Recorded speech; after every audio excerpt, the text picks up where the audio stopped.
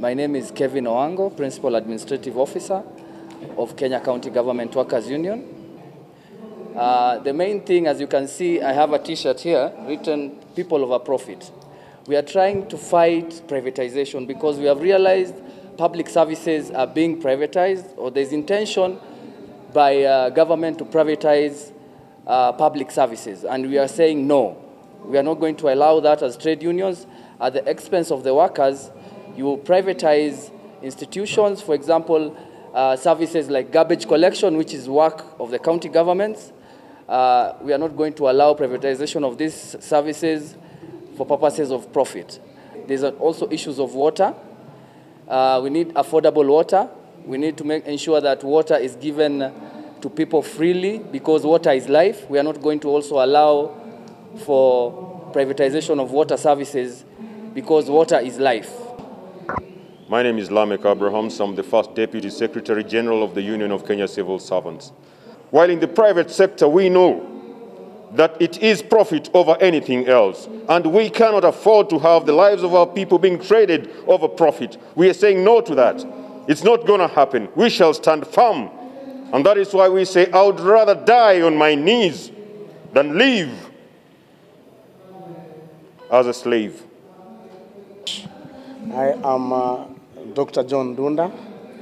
I'm the Deputy Secretary General, Kenya County Government Workers Union.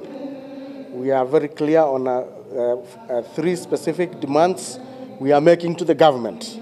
We demand for better welfare for the waste management workers in the counties.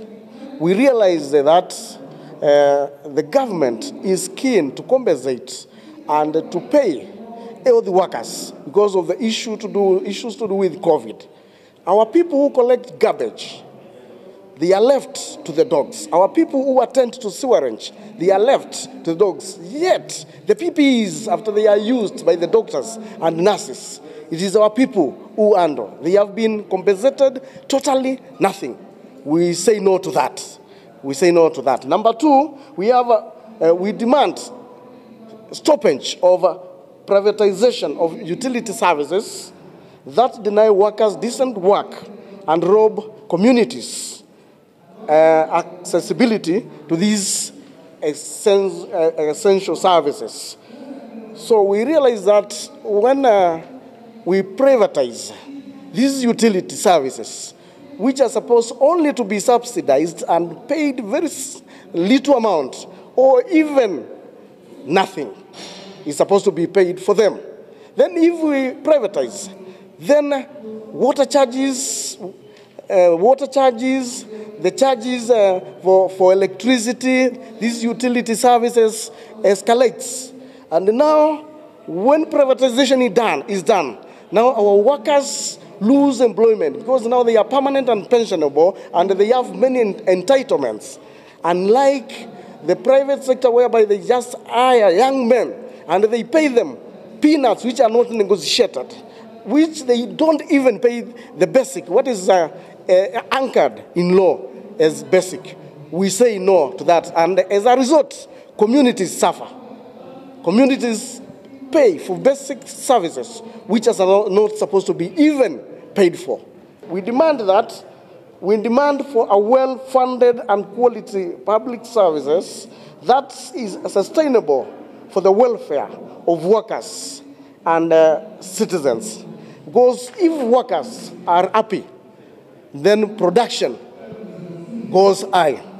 So we, as the representatives of the workers, we demand that the government must ensure that these demands are attended to.